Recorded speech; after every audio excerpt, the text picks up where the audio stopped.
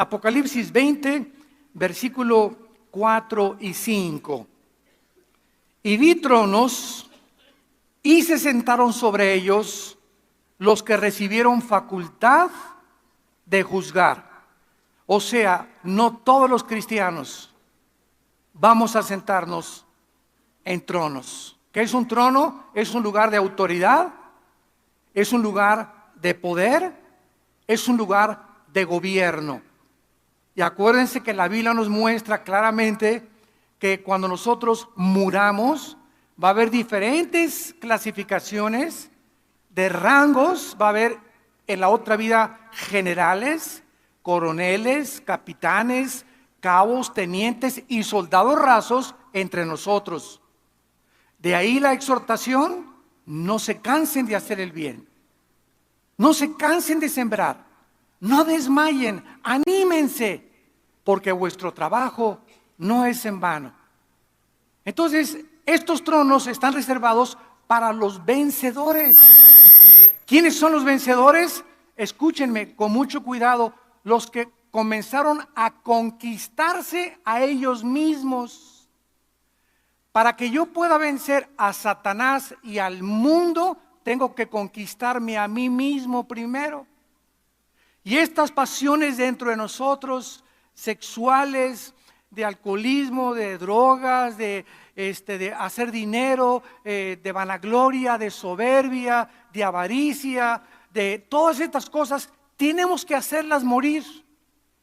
Y cuando comienzas a hacer morir dentro de ti ese ego que traemos, con el cual tenemos que luchar, y comienzas a matar el ego dentro de tu vida, comienzan a ser un gigante dentro de ti espiritual. Y entonces el diablo, ¿verdad?, no tiene parte contra ti. No hay ninguna forma en la que se te pueda meter. ¿Por qué? Porque estás bajo el amparo y la sombrilla de Dios. El que habita al abrigo del Altísimo morará bajo la sombra del Omnipotente. Dice en Efesios: el que vive cerca de Dios vivirá protegido por Dios. Entonces, cuando nosotros comenzamos a vencernos a nosotros mismos, a vencer la impureza sexual, a vencer la gula, a vencer todos esos pecados, el egoísmo, el vivir para mí, el no importar por la gente, comienza a crecer un gigante espiritual dentro de mi vida. Cristo comienza a manifestar y usar nuestro cuerpo a través de nosotros, y entonces tenemos victoria contra Satanás, y el mundo ya no nos atrae. Ya no nos engaña el mundo con las riquezas y la vanagloria de la vida y el aplauso, etcétera, etcétera, porque esta es la parte más difícil a la que se enfrentan los seres humanos. Vean ustedes el proceso. Dios nos sacó, número uno, nos rescata de la esclavitud. Éramos esclavos del pecado. Nos saca de ahí Dios, nos abre la puerta de la cárcel donde estábamos y nos saca. Número dos, nos lleva al desierto de la prueba. Nuestra fe tiene que ser probada. Tiene que verdaderamente, las pruebas manifiestan si eres o no eres hijo de Dios. Si ahorita se te acaba el negocio, o te abandona la esposa, o te abandona el esposo, y te comienzas a hundir, significa que esa fe que tenías no era la fe bíblica. No tenías un cimiento sólido. Estabas parado sobre arena, y vinieron las lluvias y los vientos, y tu vida se fue al suelo, tu casa se fue al suelo, porque no estabas sobre la roca. Entonces nuestra fe tiene que ser probada. Del desierto, una vez que nuestra fe es probada, entramos a la tierra de Canaán. Los judíos no entraron, porque su fe no fue la fe que Dios quería que tuvieran. Les dio agua, les dio comida en el desierto, les mandó codornices, y seguían murmurando y quejándose: y para que soy cristiano, y para que me sacó Dios de esto, y siguieron, y ahí se quedaron muertos en el desierto. Y después entramos a la tierra de Canaán, a la abundancia. Dios nos quiere bendecir, nuestra familia, nuestros hijos. Dios no es enemigo que tengas un buen coche, que tengas una buena casa, que tengas un buen trabajo. Pero ahí es en la abundancia cuando comenzamos a subir al éxito. Mi negocio prosperó, ya soy famoso, ya soy cantante, ya yo soy deportista, estoy cotizado. Ahí es cuando el hombre llega a la abundancia, cuando no puede manejar el éxito. Ahí es cuando nos descomponemos arriba. Cuando llegamos a la cumbre nos descomponemos. Y ahí están los artistas. Llegan a ser famosos y ya chiquita, tú no eres tan bonita como la otra. Y se casan 3, 4 veces. Divorcios a cada ratito entre los artistas. Los deportistas igual, los cantantes se llenan de soberbia. Los políticos lo mismo. Y dentro de los cristianos no somos diferentes. Solamente hemos sido perdonados por los pecados, pero tenemos que luchar ahora y tenemos el poder para que cuando Dios te quiera bendecir con dinero, con prosperidad, tú estés listo para poder manejar esa prosperidad. Por eso ese falso evangelio de la prosperidad, ¿verdad? Es una herejía, porque no es verdad que Dios quiera darle a todo mundo dinero y hacerlos ricos a todos. Dice la Biblia que si Dios le hubiera dado dinero a muchos de ustedes, hubiera sido una maldición para ustedes. Porque si cuando viene el dinero y la bendición de Dios, tú no tienes el carácter para manejar el dinero, desperdicias el dinero en cosas vanas y superfluas. Pero cuando estás manejado por Dios y con la sabiduría de Dios y con la fortaleza de Dios, y Dios bendice porque nos quiere bendecir, ese dinero lo vas a usar para propagar el evangelio de Cristo. Lo vas a usar para el reino de Dios. Y Dios no te va a quitar que vivas con $500,000 mientras le entregues otro $500,000 a la obra de Dios.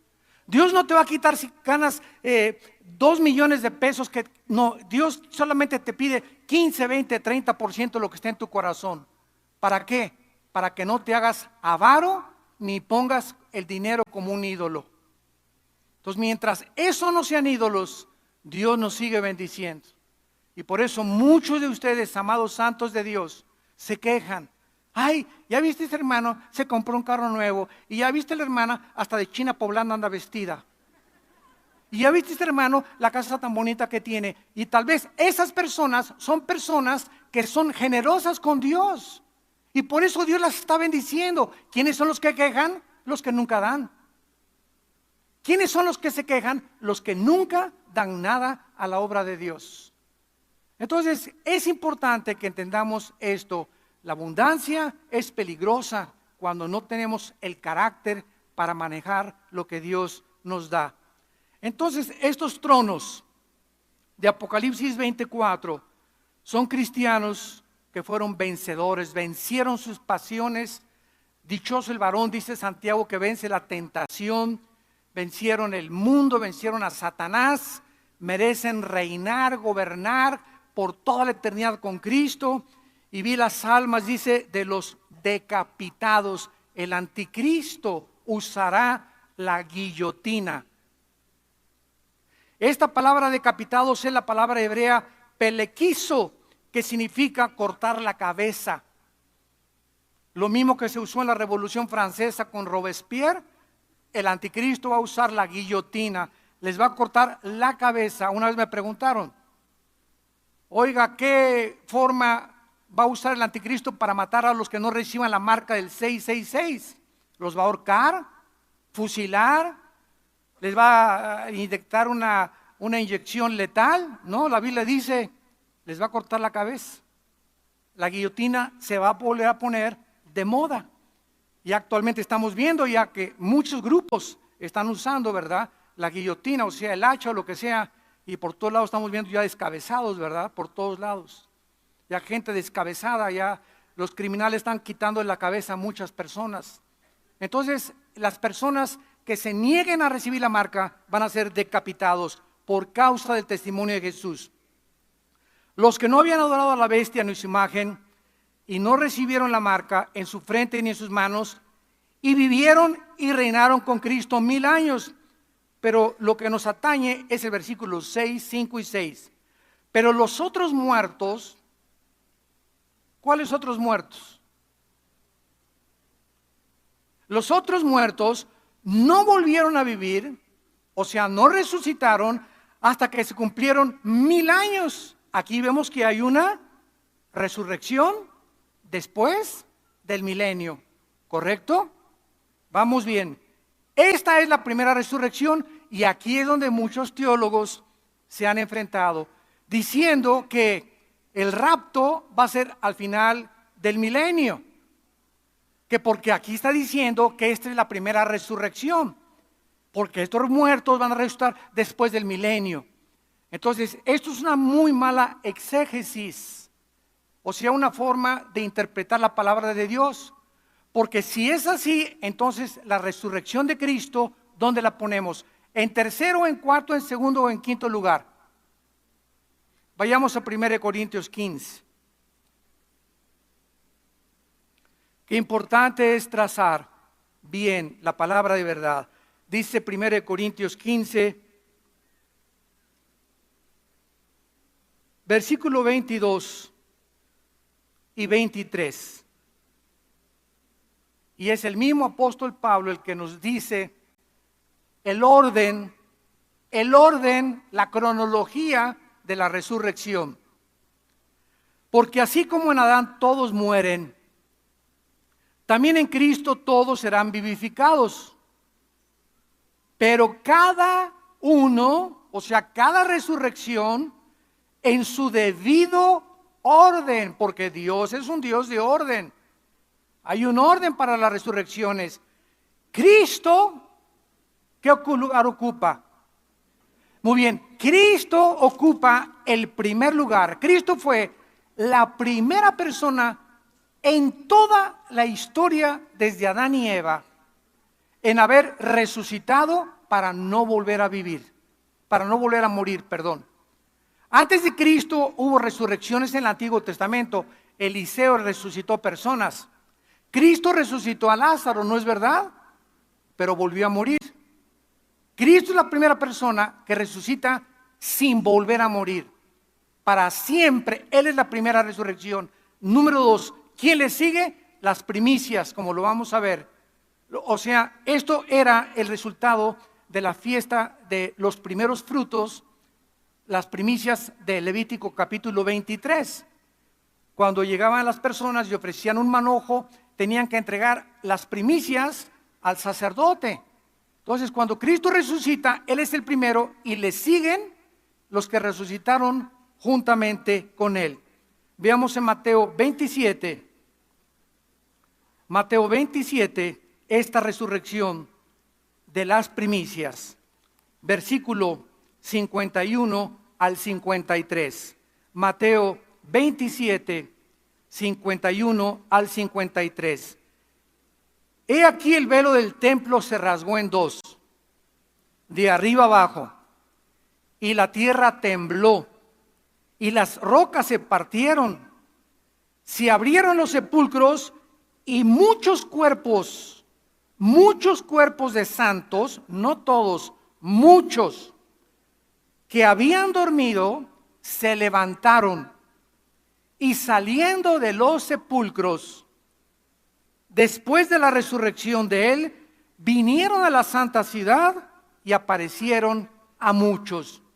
Vemos pues que las tumbas de muchos de los santos que habían muerto fueron abiertas, mientras la tierra era sacudida por un gran terremoto, y estos santos se aparecieron a muchas personas. En 1 Corintios 15 dice que se aparecieron a más de 500 personas. Y este evento no se vuelve a mencionar jamás en el Nuevo Testamento. La resurrección de las primicias después de Cristo, pero es el cumplimiento de la tipología de la fiesta de los primeros frutos que encontramos en Levítico 23, del 9 al 14. Después lo leemos. Muy bien, vamos ahora a la tercera resurrección. Primera de Tesalonicenses, capítulo 4. Ya llevamos dos resurrecciones, la de Cristo y la de los santos o los primeros frutos. Ahora dice Primera de Tesalonicenses 4, que es la próxima que sigue, la de nosotros. Adiós mundo cruel, ya nunca te veré. Esa la cantabas tú, ¿verdad, César? Con Enrique Guzmán, ¿no? En los tiempos del mundial. Dice 1 Corintios 4,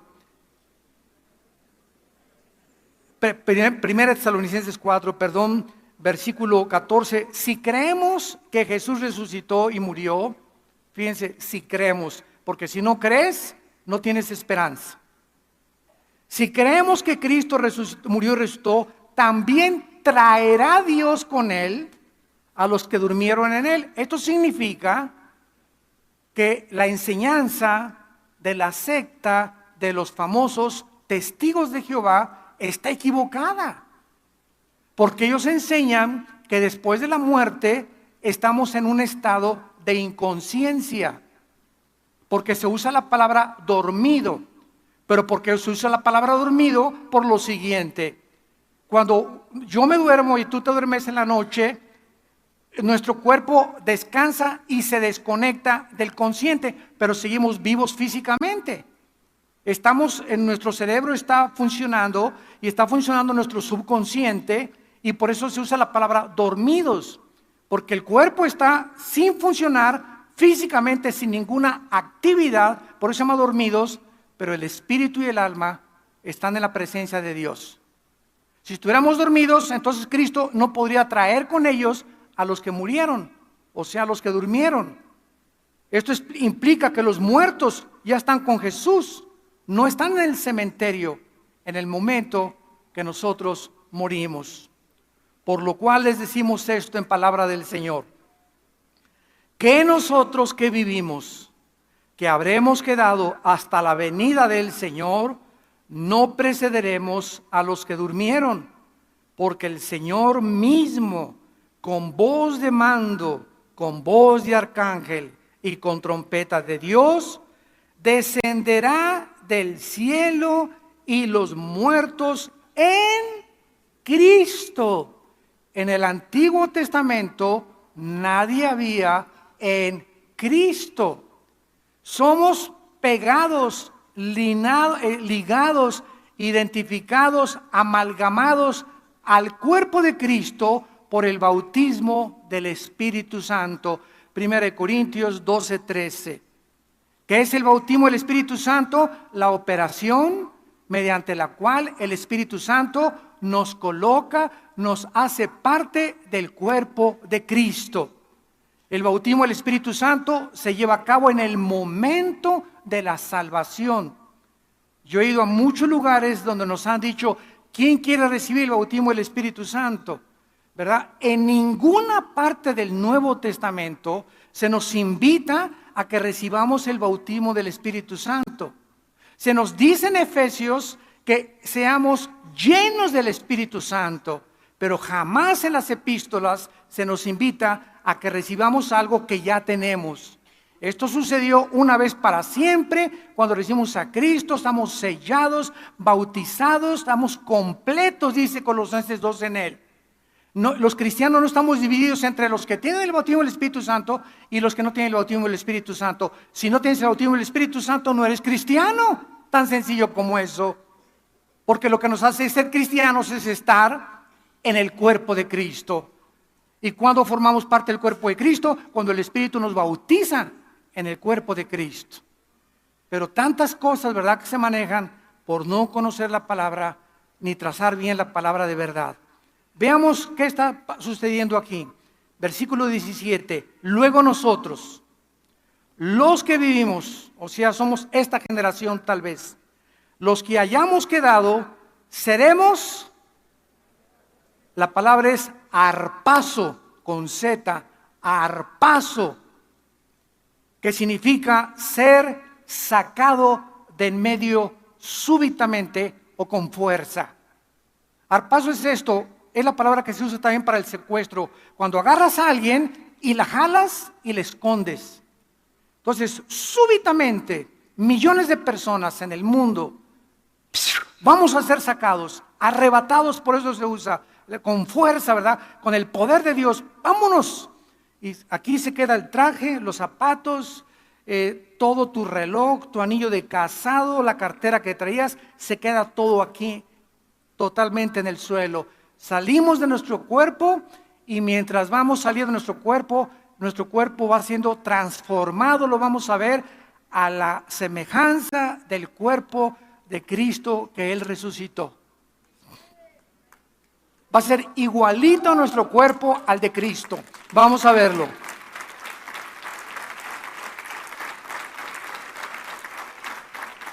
El arrebatamiento, Cristo desciende sin tocar la tierra, porque esto es importante también, la diferencia entre el arrebatamiento y la segunda venida de Cristo. Muchos enseñan que la segunda venida es el arrebatamiento y también la segunda venida, y hay un intermedio de 7 años que se llama la gran tribulación entre el arrebatamiento y la segunda venida de Cristo. ¿Por qué? Porque cuando venga Cristo por nosotros no toca la tierra. Dice la Biblia que el Señor estará en el aire para recibir al Señor en las nubes, en el aire. Él no pone los pies cuando venga por nosotros. Hasta la segunda venida, Zacarías capítulo 14, se para en el monte de los olivos, pero viene con nosotros, ya con cuerpos resucitados para establecer su reino y vencer al anticristo. Pero en el arrebatamiento, Cristo viene por nosotros. ¿Y por qué hay una diferencia entre el arrebatamiento y la segunda venida? Escuchen, no hay ninguna señal para el arrebatamiento. Se llama inminencia. Y para la segunda venida hay muchas señales. El sol se oscurecerá, la luna se pondrá como sangre, verán la señal del Hijo de Dios. Y si nosotros no somos arrebatados antes de la tribulación y conocemos al anticristo, solamente tenemos que comenzar a contar 3 años y medio para que venga Cristo. Entonces ya no viene como ladrón en la noche. Simples verdades, ¿verdad? Y Cristo dice, vendré como ladrón en la noche. ¿A quiénes? A los cristianos. Cuando menos nos demos cuenta, por eso dice, vigilen y estén listos. Porque como ladrón en la noche puedo venir como las vírgenes, que vino el esposo y 5 no tenían aceite en sus lámparas. Entonces, en la segunda venida no viene como ladrón en la noche, no viene intempestivamente. Va a haber señales en el cielo, en la luna, y va a aparecer Cristo en las nubes. Pero en el arrebatamiento no hay señales, viene como ladrón en la noche, a la hora que no sabemos. En la segunda venida, los que vivan en la tribulación van a saber, después de que el anticristo viola el tratado, que van a pasar 3 años y medio para la venida de Jesucristo. Si fuera así, entonces sabríamos cuándo venía Cristo y ya no tendríamos que vigilar porque sabríamos cuándo viene. Sencillo, mi querido Watson. Así le decía Sherlock Holmes, famoso detective, a su discípulo. Muy bien. Ahora veamos en Filipenses capítulo 3. La verdad que acabamos de enunciar, el cuerpo de nosotros, cuando resucitemos, porque pues ahorita a todos les debe interesar esto, ¿verdad? Me voy a parecer a Batman, o a He-Man, o a John Travolta, o a quién, ¿verdad? ¿Cómo será mi cuerpo? Nos vamos a reconocer, tendremos las mismas características. Ahorita en el tercer servicio voy a hablar de eso, el intermedio entre la muerte y la resurrección. ¿De qué forma hay un cuerpo? Si ahorita te mueres, por ejemplo, te mueres hoy en la noche, te petateas hoy en la noche, cuelgas los tenis hoy en la noche, ¿qué cuerpo tienes al subir al cielo? Porque todavía no viene Cristo, o sea, la resurrección es hasta el rapto, ¿correcto? Entonces, antes del rapto, ¿qué cuerpo tienen ahorita los que han muerto en Cristo? De la cruz a nuestros días. En el tercer servicio lo voy a explicar. Vamos a ver ahorita el cuerpo que nos atañe ahorita. Dice en Filipenses 3, 20 y 21. Nuestra ciudadanía, Filipenses 3, 20 y 21, está en los cielos.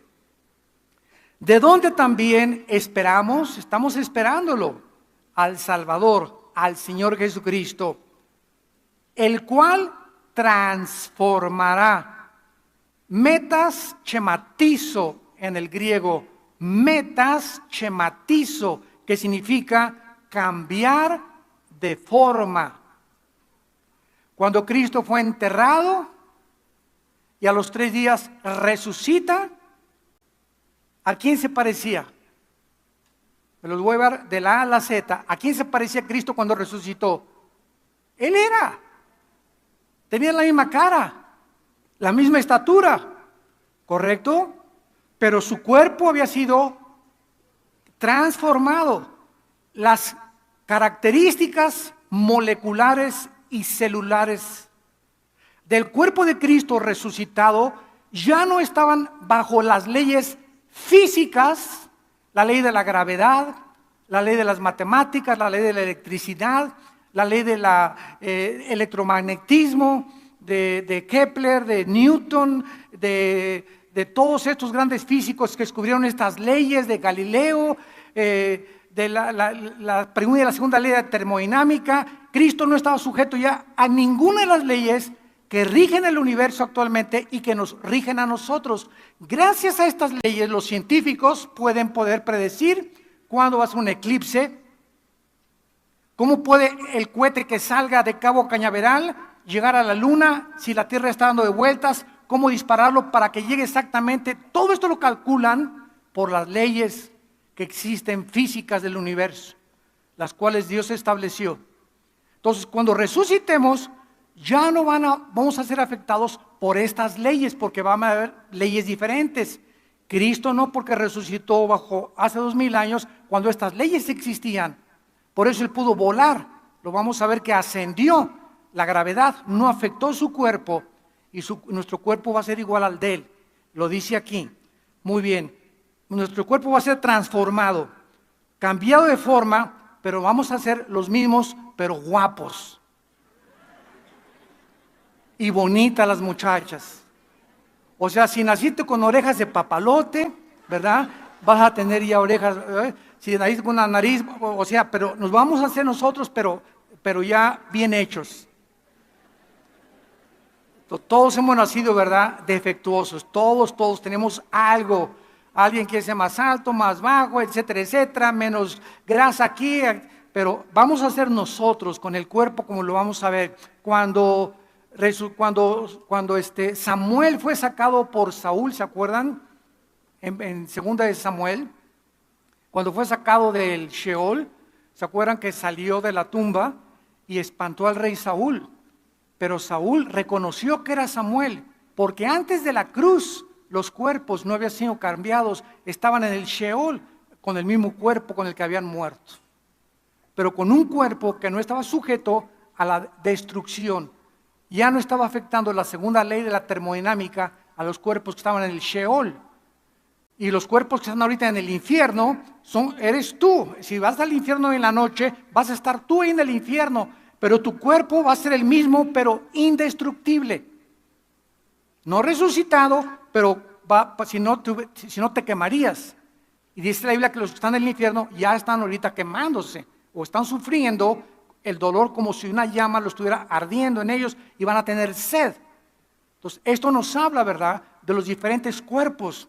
Qué interesante que hay antes de la cruz, después de la cruz y el estado intermedio entre la muerte y la resurrección.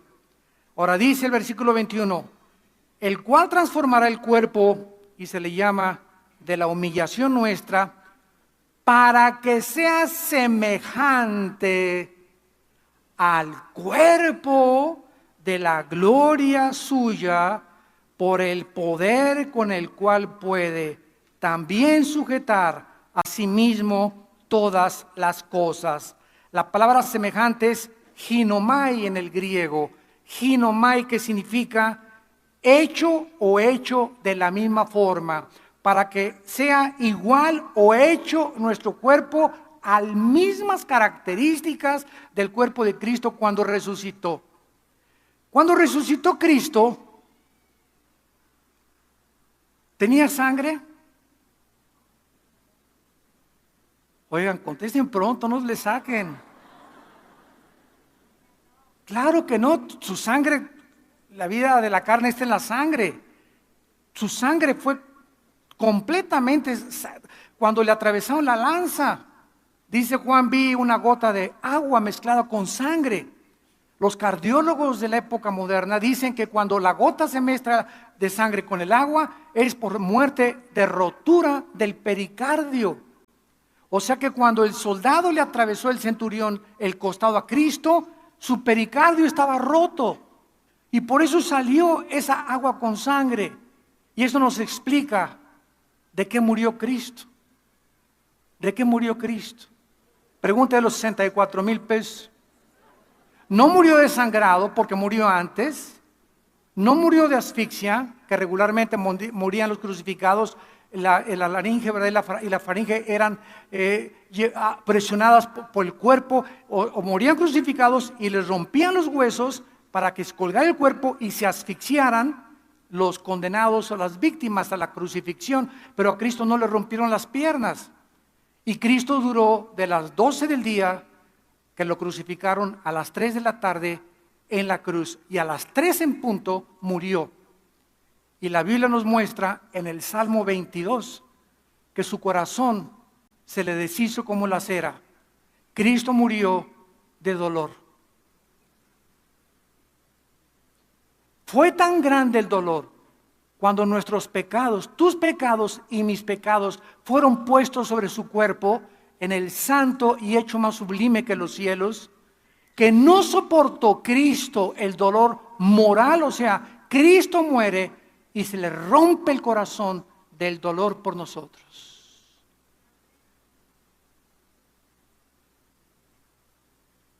Nuestros pecados le quitan la vida al Hijo de Dios. Los judíos y los romanos eran instrumentos, pero fue el pecado lo que hizo que Cristo muriera en nuestro lugar. Entonces Cristo cuando nace ya no tenía sangre. Número 2, ¿comió barbacoa o tacos al pastor? ¿Qué comió Cristo cuando resucitó? Miel y pescado. Dándonos a entender, qué interesante que han descubierto que la miel es la única sustancia que no se puede contaminar. No hay nada a la miel, ni bacteria, ni microbio que se le pueda meter a la miel. Es una sustancia tan preciosa, tiene tantos antioxidantes y tantas minerales y vitaminas, la miel de abeja pura, del panal de la abeja, ¿verdad? Que por eso, en lugar de echarle azúcar a tu café, ponle miel y vas a durar mucho tiempo. Entonces Cristo come miel y come pescado, porque el pescado es el alimento. Ahora han descubierto el famoso omega 3, omega 2, omega 5, que las personas que toman 2 chochos de omega 3 tienen 60% de menos de probabilidades de morir de un ataque cardíaco. El omega 3. Vea, vete a Walmart a comprar omega 3. No tenía sangre, no vamos a tener sangre nosotros. ¿Vamos a comer? Vamos a comer. Y la Biblia lo dice en Isaías 65, que vamos a comer en el milenio puras frutas y legumbres. Número 3, Cristo se aparece a los discípulos cuando estaban en un cuarto cerrado y atraviesa la pared. La composición molecular y atómica del cuerpo de Cristo era diferente a la de nosotros. Ahorita yo agarro la mano y le hago así a este púlpito y me la lastimo, porque los átomos de los que está formado este púlpito están mucho más cerrados que los átomos de mi mano, y por eso me encuentro con algo sólido. El cuerpo de Cristo atravesó la pared. Nuestros cuerpos ya no van a tener ninguna cosa que nos detenga materialmente hablando. Vamos a tener un cuerpo, ¿verdad?, que vamos a poder atravesar las paredes. Y número 4 y último, cuando Cristo asciende a los cielos, Cristo sale volando hacia arriba y los discípulos se quedan. Hechos 1 del 6 en adelante, y los ángeles les dicen: este que ven que se va, así vendrá con ese cuerpo muy pronto otra vez a este mundo. Gloria a Dios.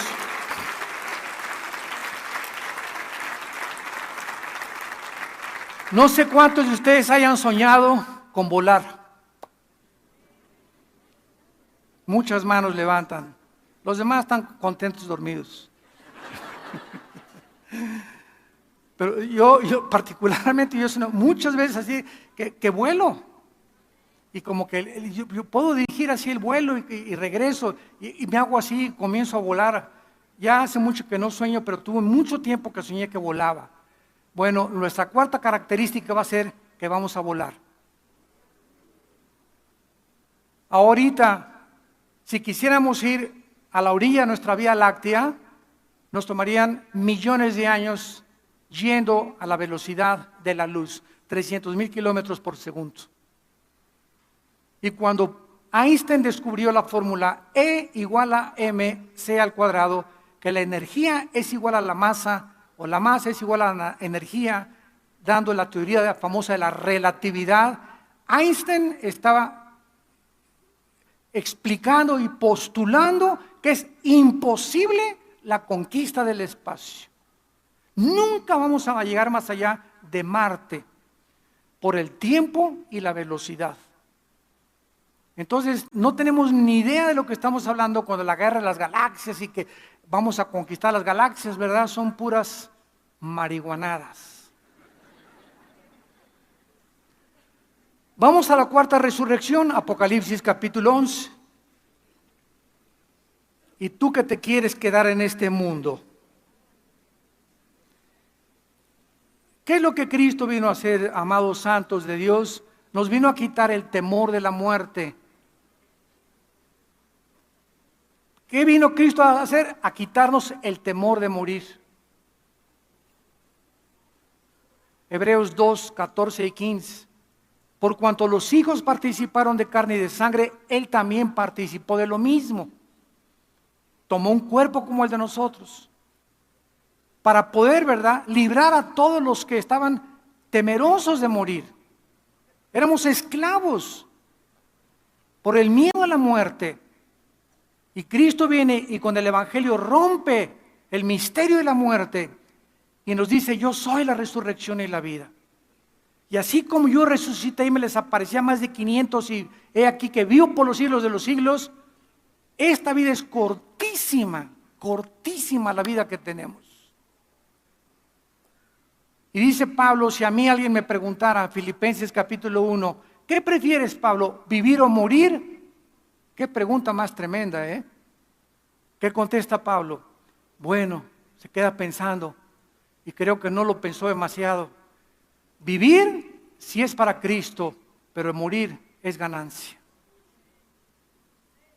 Y por eso la Biblia está llena, dichosos los que mueren en el Señor. Y sí, le lloramos a la mamá, lloramos a la esposa, al hijo y lo que tú quieras, ¿verdad?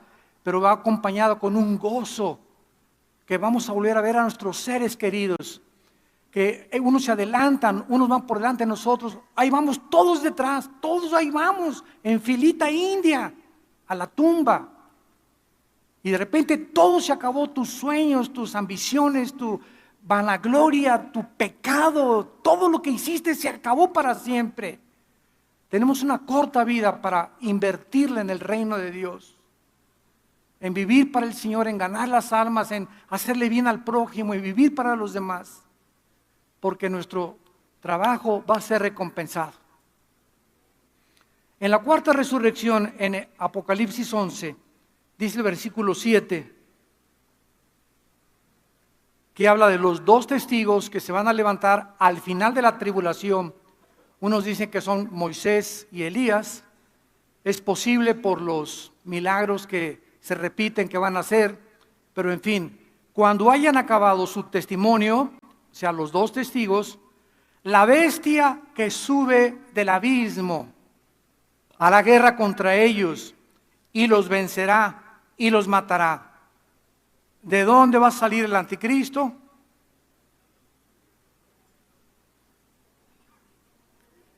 El abismo es la habitación actualmente de los demonios. Los ángeles tienen otra habitación, segunda de Pedro capítulo 2, que se llama el Tartarus, que se tradujo infierno. Hay infierno, abismo y Tartarus. Aquí en este planeta, en el centro de la Tierra, hay tres compartimentos. Ahí están las prisiones de Dios ahorita, en este planeta. En un lado están en el infierno. En el infierno están todos los espíritus humanos. En el infierno no hay demonios ahorita. Son puros seres humanos que están esperando desde Adán hasta nuestros días ser sacados para el juicio final en el infierno. En el abismo es la prisión de los demonios. Cuando Cristo comenzó a sacar demonios, ¿se acuerdan que le dijeron los demonios a Cristo? No nos mandes al abismo. Y se metieron a unos puercos y mataron a los puercos. Y el Tartarus, o las prisiones de obscuridad, que es lo mismo, es donde están los ángeles que quisieron pervertir la genética en Génesis capítulo 6, produciendo gigantes de 4 o 5 metros con 12 dedos en las manos y 12 dedos en los pies. Entonces, la Biblia nos muestra que el anticristo es un principado satánico que ocupó algún líder en el pasado. Muchos dicen que fue Nerón, otros que fue Antíoco Epífanes, otros dicen, ahorita la mayor parte de los teólogos creen que el espíritu de Alejandro el Magno, Alejandro el Magno es un personaje como ustedes no se imaginan en la historia. A los 21 años Alejandro comenzó a conquistar el mundo, a los 21 años. ¿Quién le dio esa sabiduría, aunque fue entrenado por Filipos y por todos los griegos que tenía? ¿Quién le dio la sabiduría para formar las falanges famosas griegas? Pelearon contra los persas, con la película del 33, o cómo se llama el 33, ¿no?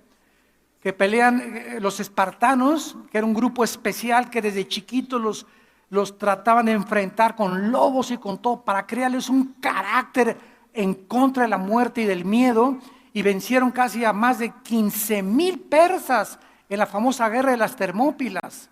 Entonces los griegos tenían un conocimiento impresionante que Alejandro conquistó en casi 12 años, toda Europa del sur, toda África del norte y casi todo el Medio Oriente.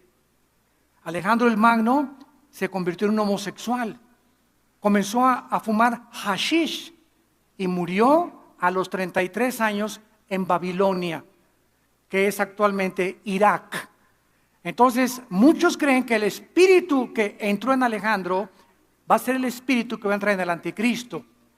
Yo no lo creo mucho, porque cuando Alejandro llegó a Jerusalén, dice la biografía de Alejandro el Magno que cuando llegó a Jerusalén se le aparecieron 5 sacerdotes judíos vestidos de blanco, y la noche anterior Alejandro tuvo un sueño que se le aparecían esas 5 personas y una voz le dijo: no los toques. Y Alejandro perdonó Jerusalén. Y el anticristo y Antíoco Epífanes no lo perdonaron. Bueno, quien quiera que sea el personaje que este espíritu poseyó antes de que nazca el anticristo, va a salir del abismo y va a meterse en el anticristo. Cristo va a nacer de una mujer, tiene que ser a fuerza humano, va a ser un hombre híbrido, va a ser una mezcla, una perversión genética, el anticristo, entre tal vez animal, humano, con un espíritu demoníaco totalmente desde que nazca. Entonces, esta bestia, este hombre, el anticristo, con poderes sobrenaturales, va a matar a los testigos. Versículo 8, y sus cadáveres estarán en la plaza de la grande ciudad, que en sentido espiritual se llama Sodoma y Egipto, se refiere a Jerusalén. O sea, en Jerusalén, el anticristo asesina a los 2 testigos. Versículo 9, y los de los pueblos, tribus, lenguas y naciones verán sus cadáveres por 3 días y medio y no permitirán que sean sepultados. Por favor, en el versículo 9 de tu Biblia, hazle un círculo a la palabra verán. ¿Cómo es posible que hace 2000 años se pudiera profetizar que vendría el momento en la historia en la que todas las naciones del mundo y los pueblos y las tribus iban a ver el mismo evento al mismo tiempo si no se hubieran inventado los satélites de comunicación.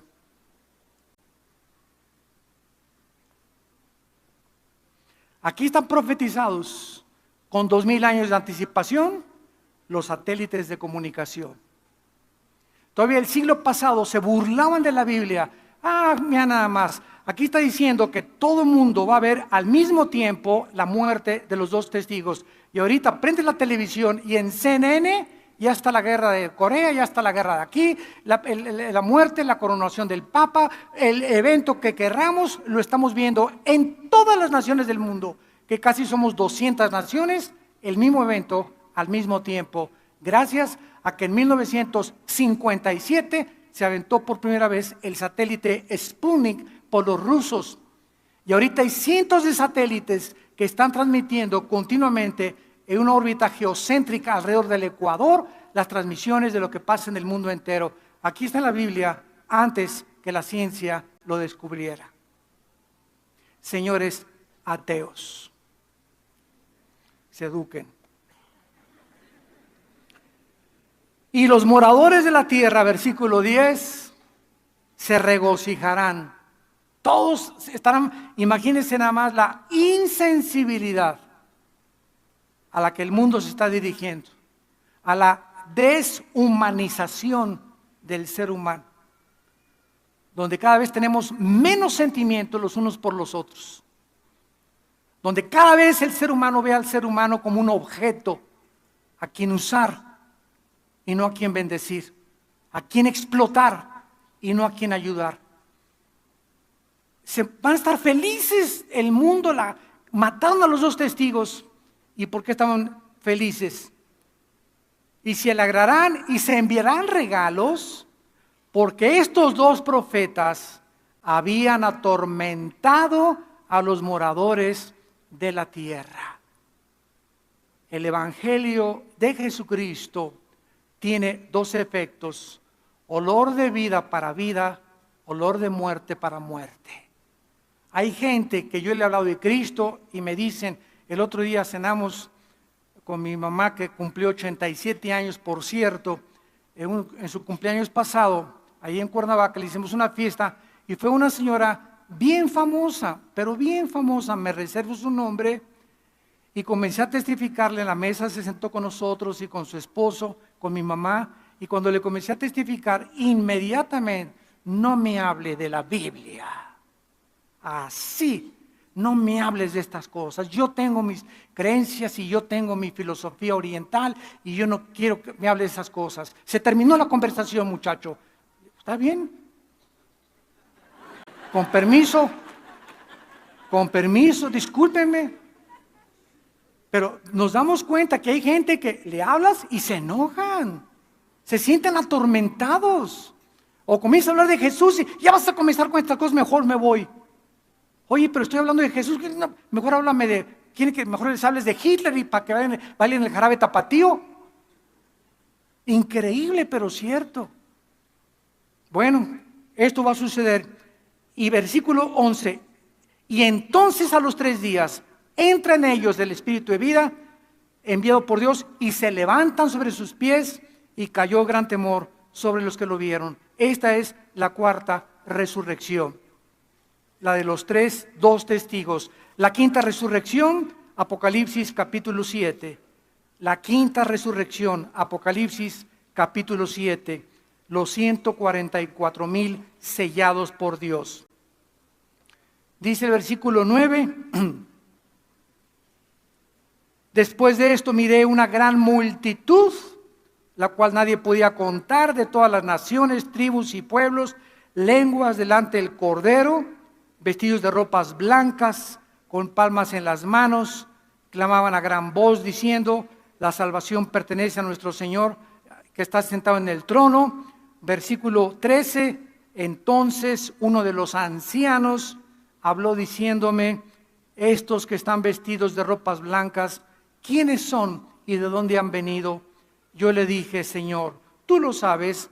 Y él me dijo: estos son los que han salido de la gran tribulación y han lavado sus ropas y las han emblanquecido con la sangre del Cordero. Los 144,000, con una grande multitud, tal vez de personas que ellos ganaron para Cristo, resucitarán en esta quinta resurrección. Esto no es el rapto, ¿verdad? Este evento tendrá lugar después del arrebatamiento de la iglesia. Entonces, la primera resurrección que vimos en Apocalipsis 24 y 5 no puede ser la primera después del milenio, porque la primera fue Jesucristo. Y si comenzamos el orden cronológico de las resurrecciones, nos damos cuenta en qué orden van a ir apareciendo cada una de ellas. La sexta resurrección en Daniel capítulo 12. La sexta resurrección, Daniel capítulo 12. Dice así la palabra de Dios. Entonces, versículo 2, muchos de los que duermen en el polvo de la tierra serán despertados, unos para vida eterna y otros para vergüenza y confusión perpetua. Los entendidos resplandecerán como el resplandor del firmamento, y los que enseñan la justicia a la multitud como las estrellas a perpetua eternidad. La expresión en Cristo, recordamos, es para los santos de Pentecostés al arrebatamiento. Los santos del Antiguo Testamento no es atribuido a la resurrección de la iglesia. Van a ser dos resurrecciones totalmente diferentes. Y terminamos en Apocalipsis capítulo 20, versículo del 11 al 15, donde vemos la última resurrección, la resurrección de todos ustedes que nos oyen y a través de la televisión, que has querido vivir a tu manera, porque te gustó la canción de Frank Sinatra. Una vez me preguntaron, ¿ya sabe usted cuál es la canción que van a cantar en el infierno? A mi manera. Porque todos los que están en el infierno vivieron a su manera. No, a mí no me enseñes, no quiero los 10 mandamientos de Dios, no quiero hablar de Cristo. Y muy bien, pues vas a pasar la eternidad cantando a mi manera. Porque a tu manera quisiste vivir. Porque el que quiera salvar su vida la va a perder, pero el que la pierda por causa de mí la va a salvar. Y tienes esta vida, únicamente esta vida, persona que me escuchas y a través de la televisión, para que tú escojas y determines dónde quieres pasar la eternidad. Dice Apocalipsis 20, versículo 11. Vi un gran trono blanco y al que estaba sentado en él, de delante del cual huyeron la tierra y el cielo, y ningún lugar se encontró para ellos. O sea, todos los que no han resucitado, desde Adán hasta acabar el milenio, van a seguir ahí en el centro de la tierra y van a resucitar hasta después de los 1000 años, que es la última resurrección, que es la de los malos. Y enfrente de ellos, cuando estén enfrente de Dios, en el trono blanco, este trono no se nos dice dónde va a estar, pero vemos que van a ver cómo la tierra va a desaparecer. Y ahí van a ver que donde tenían puestos sus objetivos, sus esperanzas, donde habían invertido su dinero, en este planeta que está a punto de ser desintegrado, ¿verdad? En el basurero que estamos viviendo ya, que hemos hecho nosotros con el pecado, ahí van a ver que ese planeta que creían que habían puesto esperanza, va a desaparecer para siempre. Con todas sus esperanzas y los sueños que tenían, va a desaparecer para siempre. Enfrente de ellos. Y vi a los muertos, versículo 2, grandes y pequeños de pie ante Dios. Y los libros fueron abiertos, y otro libro fue abierto, el cual es el libro de la vida. Y fueron juzgados los muertos por las cosas que estaban escritas en los libros según sus obras. Noten ustedes que todos los muertos que han resucitado en este juicio, sin excepción, ninguno está hincado. Todos de pie. Se acabó el tiempo de, perdóname, Señor. No, aquí ya no hay gracia, aquí ya no hay misericordia, ya tuviste tu oportunidad. Yo no voy a mandar a nadie al lago de fuego, dice Dios. Tú escogiste ir a donde vas a ir cuando tú estabas vivo. Por eso ninguna persona que esté condenada eternamente, Dios no manda al infierno a nadie. Como una señora me dijo una vez, ¿verdad que Dios es bueno y no va a mandar a nadie al infierno? Le dije, amén, amén. Ellos se van solitos. De tal manera amó Dios al mundo que Dios dio a su Hijo unigénito, para que cualquiera de ustedes que en Él crea no se pierda, mas tenga la vida eterna. Él que no conoció pecado, por nosotros se hizo pecado, para que nosotros fuésemos hechos la justicia de Dios en Él. Mas Dios muestra su amor para con nosotros en que siendo pecadores, Él muere en nuestro lugar en la cruz. Llega el momento, persona y pecador que me escuchas, donde se acabó la oportunidad. No creas que te puedes arrepentir mañana o la semana que entra. Si oyes su voz, hoy es el día que Dios te está hablando. Hoy abandona tus pecados y entrégale tu vida a Jesucristo. Y ahí estamos los muertos de pie ante Dios y se abrieron los libros y fueron juzgados de acuerdo a lo que estaba escrito. Escuchen, la salvación no es por obras, pero el juicio final será por las obras que tú hiciste. Dios no nos toma en cuenta las obras que hayamos hecho para salvarnos. Y si tus obras fueron como el carbón y tus pecados abortaste 10 veces, asesinaste 50 veces, dime lo peor que has hecho. En la sangre y en la cruz hay perdón. En la cruz hay perdón. Pero cuando tú te mueras, las obras malas que hiciste, tus pensamientos y todo serán contados para tu condenación eterna. Y el mar entregó los muertos que había en él, todos los que se ahogaron en el Titanic, todos los que se han ahogado ahogados o que se los comieron los tiburones, todos los muertos que están en el mar van a resucitar. Todos los que están en la tumba, la muerte y el Hades van a resucitar y fueron juzgados según sus obras. Y la muerte y el infierno o el Hades fueron lanzados al lago de fuego. Esta es la muerte segunda. Y el que no se halló inscrito en el libro de la vida fue lanzado al lago de fuego. Padre, gracias por tu palabra.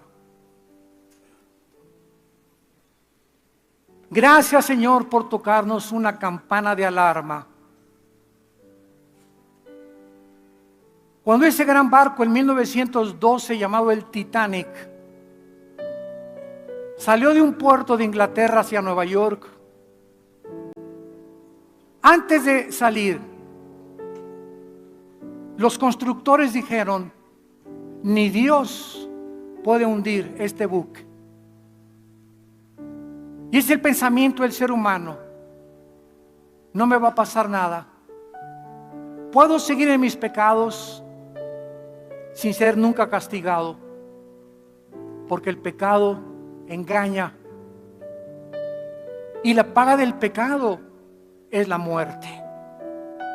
Mas el regalo de Dios es vida eterna en Cristo Jesús. Padre, te damos gracias porque nos amas. Y si no diste tu vida en la cruz en nuestro lugar, ¿cómo no nos darás todas las cosas si nosotros te la pedimos? Te pido, Señor, dile a Cristo en este momento, pecador que me escuchas, te pido que entres a mi vida, Señor. Perdona mis pecados, me arrepiento, me vuelvo hacia ti. Dame el poder para vivir para ti. En el nombre de Jesús. Amén. Gracias por este santo libro. Gracias a Dios por su palabra, que es como una antorcha que alumbra. Es la única luz. La única luz que hay en el mundo. La única es este libro. En tantas tinieblas y tantas sectas y filosofías y profecías y sistemas de pensamiento, pasarán todos, pero su palabra permanecerá. Las personas que esta mañana aceptaron a Cristo, nos gustaría bendecirlas. Y si tú invitaste a Cristo con esta oración en esta mañana, ahí desde tu lugar, te pido que te pongas de pie. Párense los que hicieron esta oración. Gracias, Dios la bendiga. Gracias, Dios, que Dios te bendiga, gracias. Gracias, que Dios lo bendiga. Gracias a Dios. Gracias, gracias señorita. Gracias, joven, gracias. Dios te bendiga, gracias. Gracias por estas almas, que Dios la bendiga. Gracias a Dios. Nos ponemos de pie para recibir la bendición pastoral. Los que quieran recibirla, desde luego.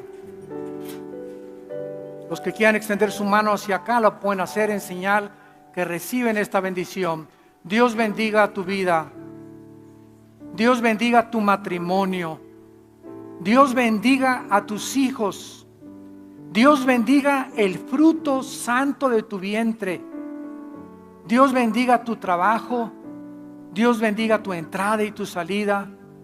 Dios bendiga tus alimentos que diario Él te provee para que nunca te falten en tu casa. Dios bendiga tus animales domésticos. Dios te guarde y te proteja cuando andes en la calle, que regreses a tu casa sano y salvo. Dios te llene de su conocimiento y de su inteligencia espiritual, para que siempre abraces y apruebes lo mejor, para que andes como es digno del llamamiento que nos ha hecho, que sin santidad nadie verá a Dios. I'm just me, and you're just you. But somehow, that's everything we need.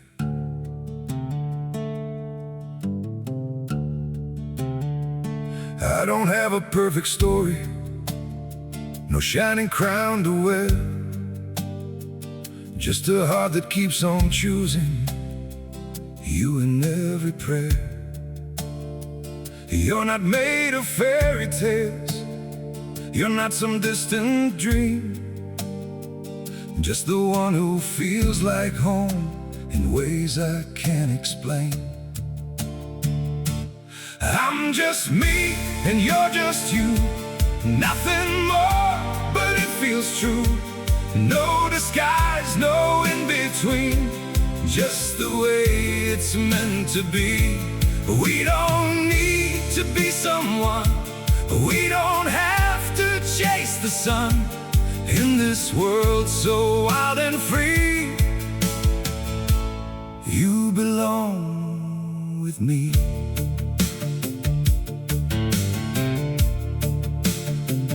We're not written like a story people talk about for years, but in every quiet moment, you're the one I feel so near.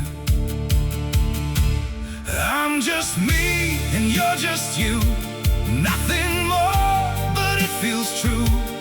No disguise, no in between, just the way it's meant to be. We don't need to be someone, we don't have to chase the sun, in this world so wild and free. You belong with me. Maybe we're not perfect, maybe we don't shine, but if you stay beside me, then everything is right. I'm just me and you're just you, still somehow we make it through. Every road and every sea leads you back to me. We don't need the stars above, we already have enough. Simple hearts, one destiny. You're the one for me.